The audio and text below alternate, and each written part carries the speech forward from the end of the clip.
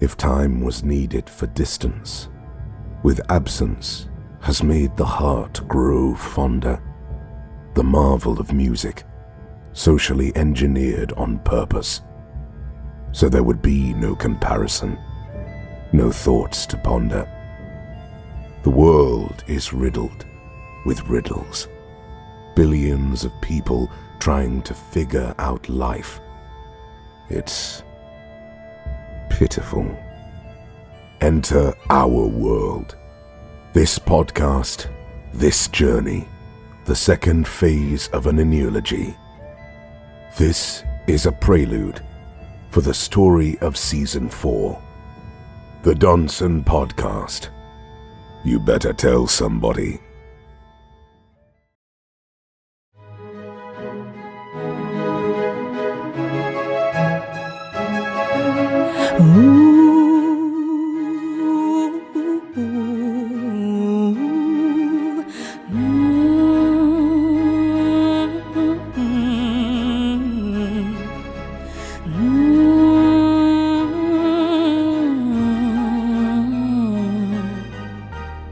Donesonians, the freedom of creativity has arrived.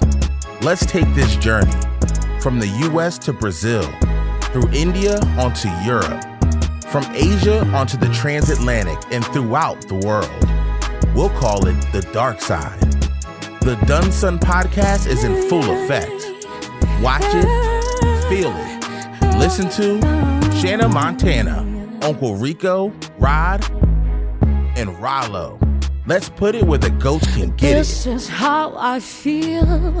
Only God knows where this is going. We are on the heels of something so important. This podcast has many seasons, but it won't be the last. I'm listening to the Doneson Podcast. I said, I'm listening to the Doneson Podcast. Oh, yeah.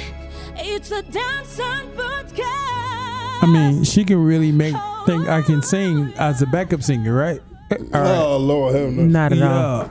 Okay, not at all. Okay. All right, so absolutely. So, guys, I believe that You can fly. I can fly in jail. What? You want to fly in jail? R. Kelly. Don't drop the soap. Yeah. There's a lot of flying around in jail, man. Yeah, this is true. Hey, This but is true. I do like R. Kelly's music, though. Don't get me true. wrong. Oh, Lord. Right. Please, R. Kelly, don't drop the soap. Yeah, don't drop the soap. Hey, check this out. We can do them lyrics from the cat. Don't drop the soap. Don't drop the soap. Don't drop the soap. I don't drop the soap now.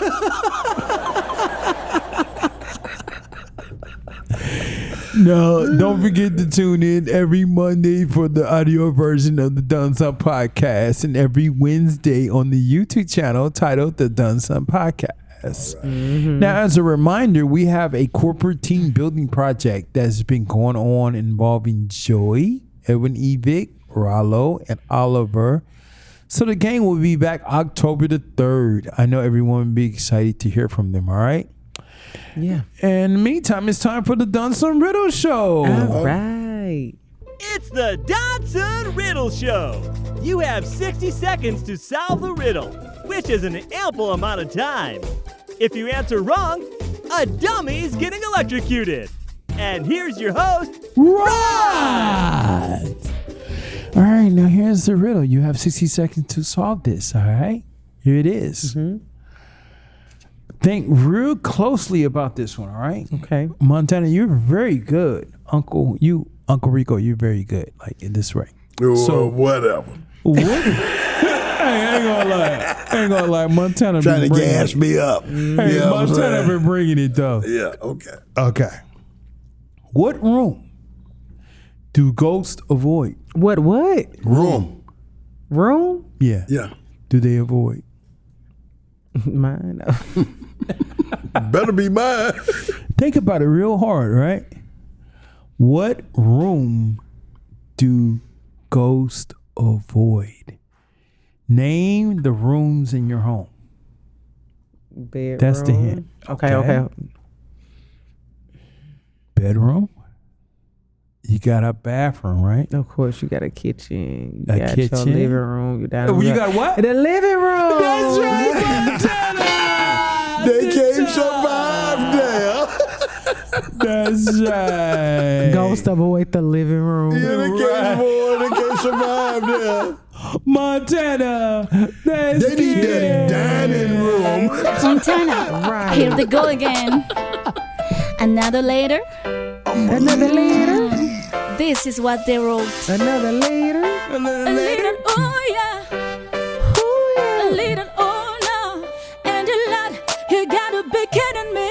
Ooh, yeah. Montana is a crazy. Even though I'm feeling sad. Oh, turn that up. Yeah.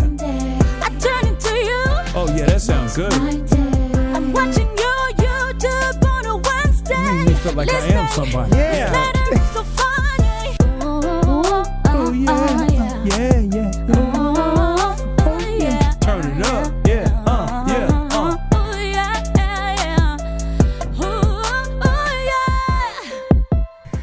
All right. So today's letter is titled "The Bar." I am the bar. Location. This writer is from Cambridge, Massachusetts. Okay. I don't think we've had one from there before. Okay. It's another millennial and anonymous. You know, they are giving the names these days. People so shame real bad. Hey, I'm bringing my shotgun next time. They so shame. So we'll get right to it. Lately, my husband has been coming home from work. He's changed his views. He's changed his tolerance. I could give an example as a shortcut when I stick with a stick of dynamite. He's angry at something that he hasn't himself experienced, nor has he lived that life, nor has he walked that life, but he's angry. He's getting to know societies and communities based off Woody. He's based off Woody. Okay. He's based off with his ears, and he looks to reinforce those beliefs by what he sees on TV, propaganda, and even articles not from reputable sources that he indulges in. His intellect is all but gone. The process of researching and reading and cross-referencing is out the window. Mentally, he's gotten lazy. No longer does he hang out or is he around friends that challenge him when something is not correct or point out things to him that are not viable. The local bar has changed owners. Now it has changed him. He used to come back from the bar with information about how someone's kid's doing great in school, someone's wife received a promotion, all family-oriented topics. Now it's more about black or moving, in which will bring down the value of the neighborhood. Yeah. More and more Mexican workers are at the convenience stores in the morning. None of them can speak a lick of English. All they know is money. They start to say crazy and outlandish things that hold on, how they gonna say things? You said they don't speak no English, but I'm gonna carry on. They start to say crazy and outlandish things that they're taking over. We will be replaced. They will drive us right out of our homes, out of our communities. He screamed out one afternoon back from the bar, "They will not replace us." It's an ongoing and covert effort to replace white populations in current white majority countries, he said.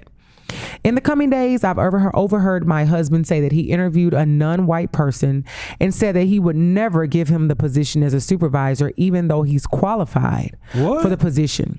That he would hire a less qualified European and train them up.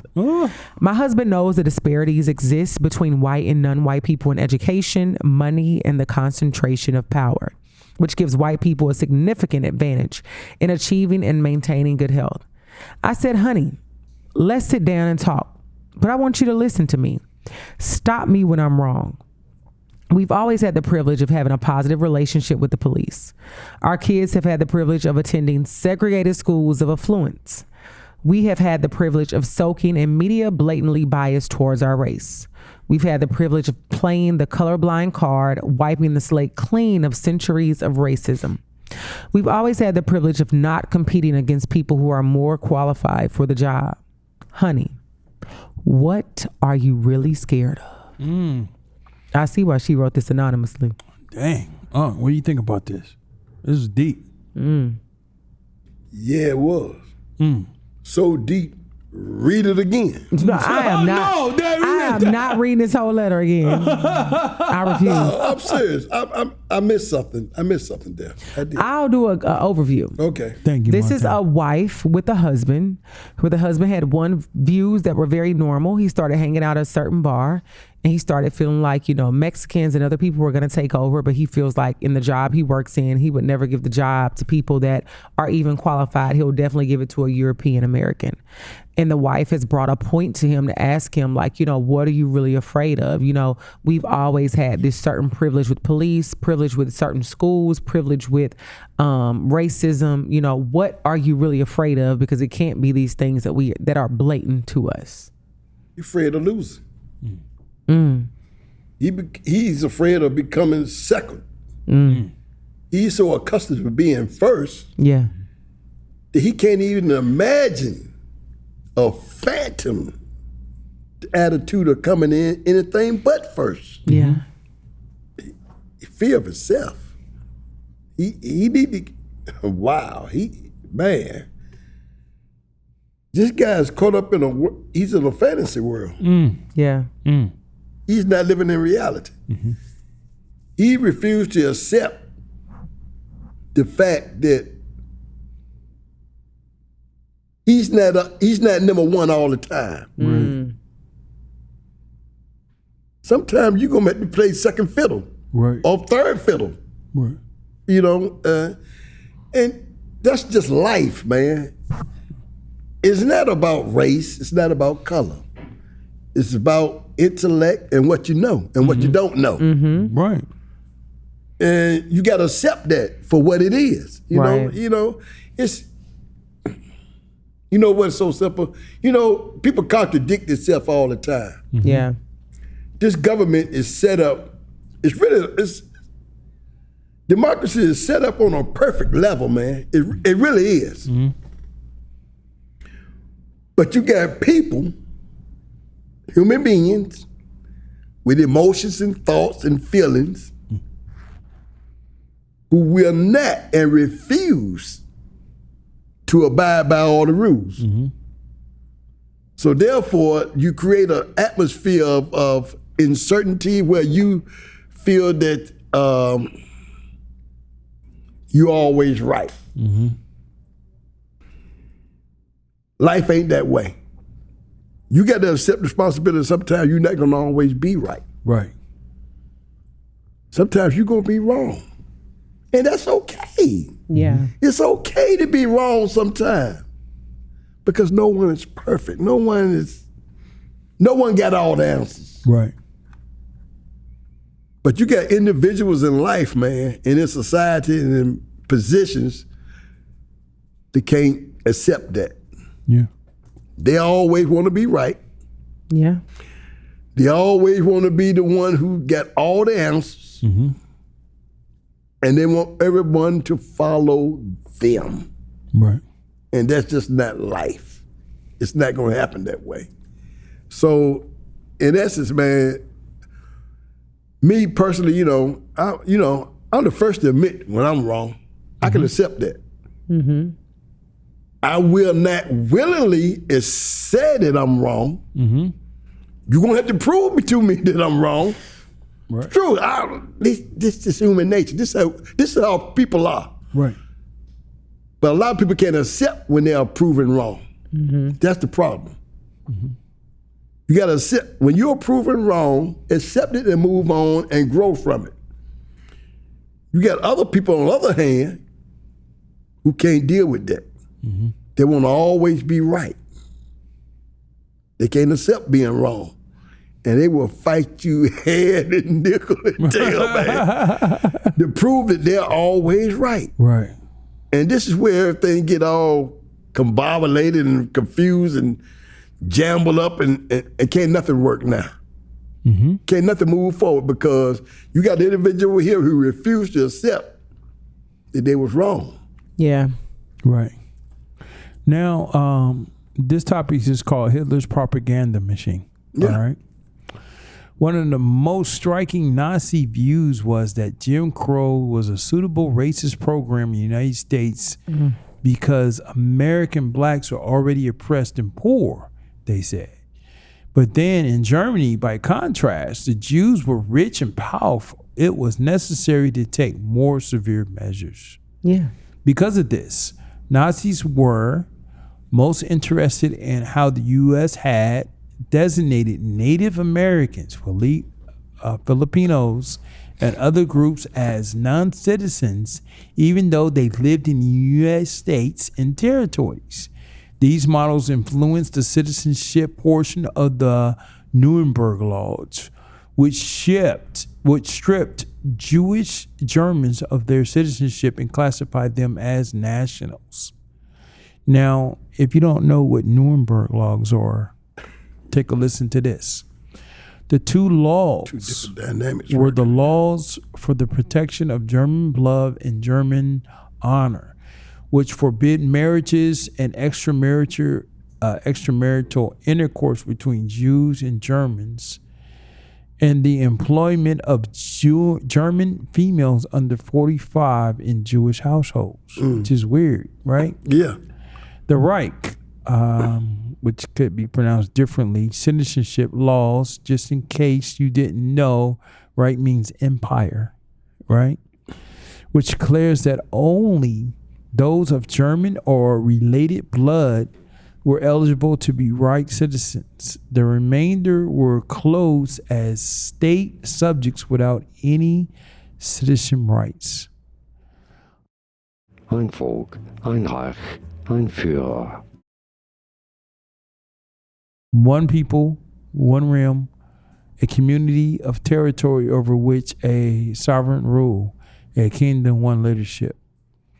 This was a poster of Hitler in a suit, right? Now, check this out.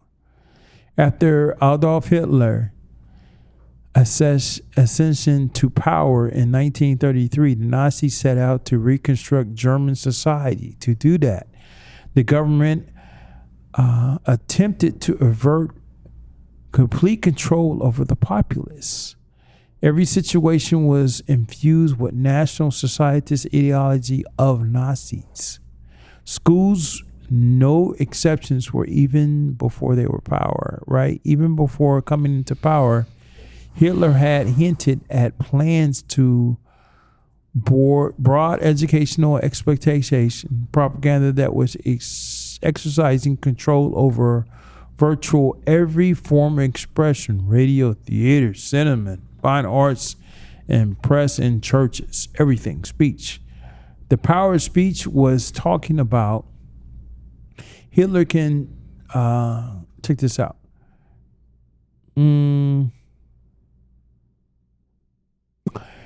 So this is interesting, right? Power.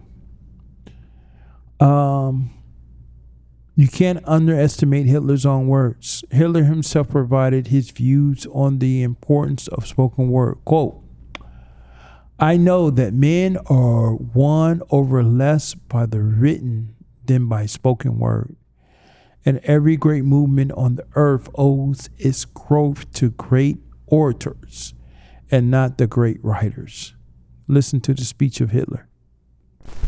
Du meine Arbeit für richtig hältst, ob du glaubst, dass ich fleißig gewesen bin, dass ich gearbeitet habe, dass ich mich in diesen Jahren für dich eingesetzt habe, dass ich anständig meine Zeit verwendet habe im Dienste meines Volkes. Gib du jetzt deine Stimme ab. Wenn ja, dann tritt für mich ein, so wie ich für dich eingetreten